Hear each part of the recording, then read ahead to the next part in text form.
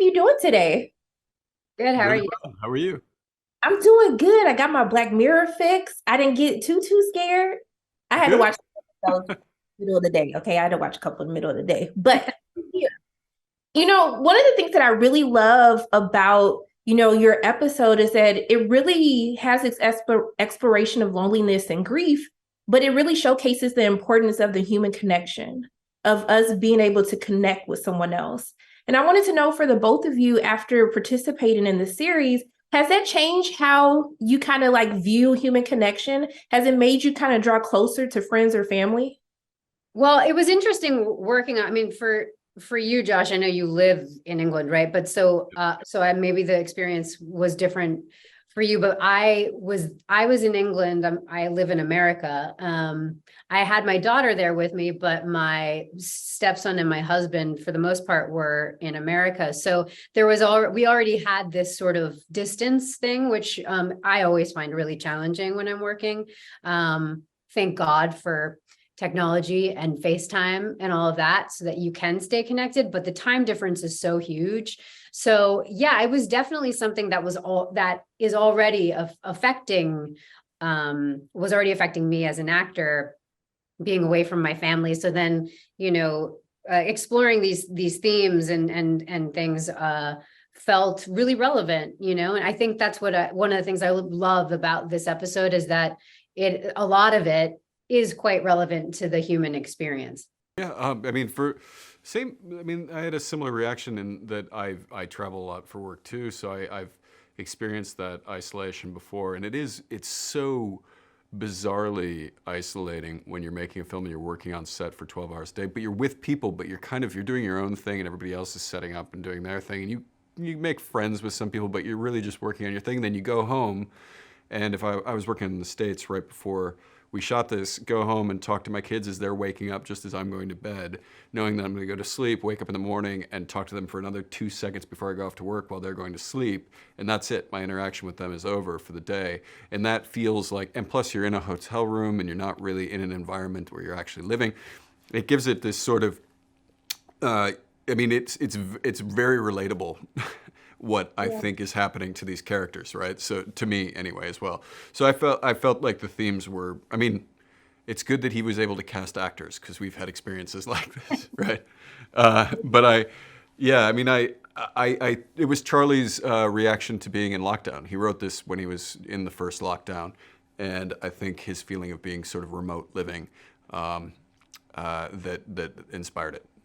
But it's interesting that you talk about how, you're in close proximity, but it's like quick exchanges. Why do you feel like it was so hard for these characters to kind of communicate their loneliness when technically they kind of had someone or somebody else to speak with about it? I think Aaron, I mean, his character, Cliff, was closed off to the idea of being in a relationship with either of them, really. And if you have a situation like that, and I thought it was interesting that Charlie said it in the 1960s. So Aaron is sort of a throwback character. We talked about this in prep, that Eric was sort of Aaron's character, Cliff, was sort of a throwback to what was happening back in like early, late 50s, early 60s, where men were sort of like so strong they would take all this in and they wouldn't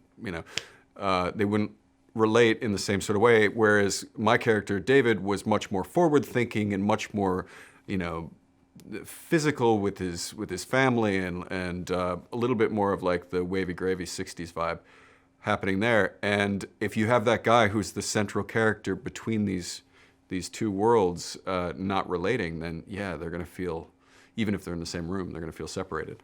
That was my take on it.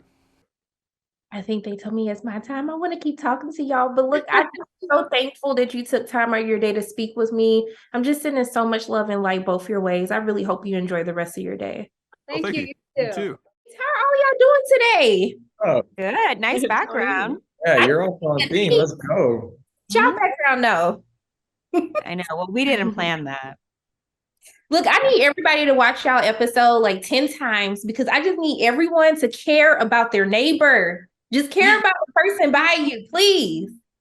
I I think, agree. okay. I just think one of the things that I find interesting is, all of you are you've been in both worlds, that world of celebrity and just, the real people, just got to pay these bills. Well, everybody got to pay bills. But I wanted to know, like, being a part of both of these worlds, like, what do you feel like a misconception is? Like, what is something that you wish, like, people on the outside looking in would kind of, just have care when dealing with those in the industry? I mean, I think it can be easy to lose empathy for people who have a lot of privilege and a lot of wealth, particularly around privacy, especially when a celebrity, has come into this career in some ways signing the like unspoken contract of I'm going to be a public figure, and so people will be interested in my private life. And, you're offering some of yourself in that way. But I think for everyone, privacy is important. Having private space is important. And I think it needs, no matter, I guess, I don't know how much privilege you have. I don't know. But I'm also not someone who has had their privacy robbed in that way. And so, nor am I like a superstar like Britney Spears. And so, yeah, I don't know. I guess that's what I would say. Everyone's moral compass is going to be wavered, and everyone's just trying to find the right thing to do, and people are trying to do the right thing, and that's all relative. And that's down to, people need to ensure that there's, food on the table, and of course, as Maisie, I needed to step into her shoes and ensure that there was as much respect for her and honor for her as the paparazzi sort of lack. And the whole script is objectifying her and commoditizing her. And I felt like that was a responsibility to claim that back for her. Yeah, I think I'm torn with the entire, especially after preparing for the role and experiencing it through the eyes of Hector and learning about paparazzi, and essentially the moment you put a price point on something in our society, there's a connection to paying your bills, to getting food on the table, to it's technically by the law legal. And so it is in this weird gray area that it's essentially somebody's moral choice as to what they believe in is something they're able to do. And I think, although many times paparazzi crosses all lines, there's also they get a bad rap, or they get most of the responsibility of crossing that line, but they're just like one part of a system that's already established, right? So there's people paying for that for their magazine because people want to see it. And so it becomes a cycle that they end up becoming, because they're the ones essentially taking the photos. Somehow they're viewed as the biggest villains, but actually these magazines and these outlets that are the ones paying the money are the ones benefiting and not necessarily under the microscope. So it is, I think, the responsibility of those people, because it's the moment you put somebody's livelihood at stake, and they're not doing anything illegal, it's like really that moral ground kind of goes, that moral line goes out the window in regards to if I'm going to feed my kids or not, right? And so Hector to me was someone that was married and had a child, a young kid. So in that way, it's so easy to be like, I'm going to take a photo of this person that's got everything if it means that I get to feed my family. And so, not that I'm a paparazzi sympathizer at all, but I think that the system in question is the system should be more in question than the individuals necessarily. It's hard to really point a finger and blame somebody, and through doing the research and kind of then even in some ways studios and the things we do commodify actors as instead of as individuals but as objects. And so I think it's just in how we speak on it, and paparazzi get this view of being hyenas, that they don't necessarily but somebody else already made the kill. So it's this weird kind of relationship that's been long established because they're the loud ones that are hiding in the bushes. So I think the whole episode itself was, I think, is a meditation on what is that line? When is it okay? When is it ever okay? And so I personally, luckily, have never had my privacy encroached in that way, and I hope I don't.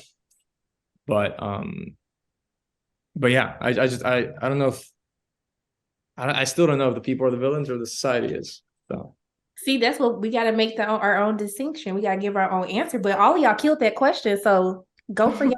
Okay? But I just want to thank y'all for taking time out of your day to speak with me. I am sending nothing but love and light all of your ways, and I hope you have a great day. How are you doing today? I'm good. How are you doing?